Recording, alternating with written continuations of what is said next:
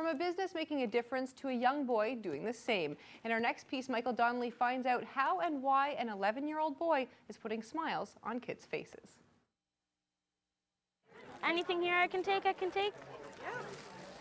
This one. Because I miss all my family and like being home, not being home for Christmas, no, for my birthday one year, and just making it home for Christmas another year.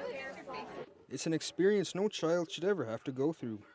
But when 11-year-old Darnell Semple was diagnosed with a rare blood disorder known as aplastic anemia 4 years ago, an extended stay at Toronto's Hospital for Sick Children was all but inevitable.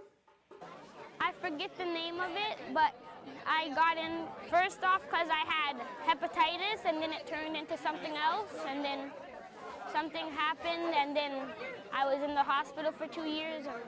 Yeah, it was like the same routine, needles every day. Sometimes we went to Tim Hortons, went on walks and stuff. This one. This one right here? Yeah. So when he received a 4-foot-tall teddy bear 4 years ago from Vaughan-based charity $1 Million Smiles, it felt like he was making a new best friend. I think he's pretty much the same height as you. I was really happy because I was in the hospital for such a long time. So on one of my visits home, Anna was there with a big bear for me. And I got my bear like a couple of days after that. I had to go back to the hospital, and the bear came with me every time I went.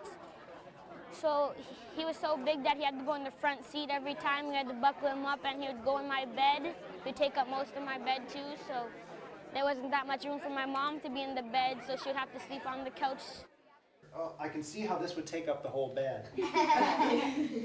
Whenever I did anything, I practically did it with him if I was able to bring him, and then we would cuddle when I wasn't feeling happy and I was angry with everybody.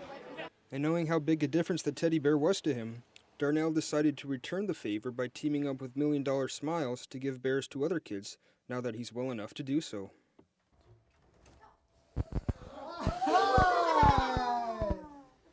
Come on in! It makes me feel so happy because I just like putting smiles on other kids' faces, and it's just so nice. I think they love it too. I think it's really nice for them because sometimes it's just they really don't have anything to do, and they're so sad in the hospital, and with a bear they have something to do. Anna Lopes created the $1 Million Smiles campaign and says the labor of love has grown quite a bit since it began. It's all about making people smile. 4 years ago, I started with one bear hug, and it was something that I really enjoy giving, so I was able to give to one child. Why not give to more? And we're up to 150 kids now. The majority of them do have cancer, and they're going through everyday chemo and radiation, so if we can brighten their Christmas with a bear hug, that's what we plan on doing.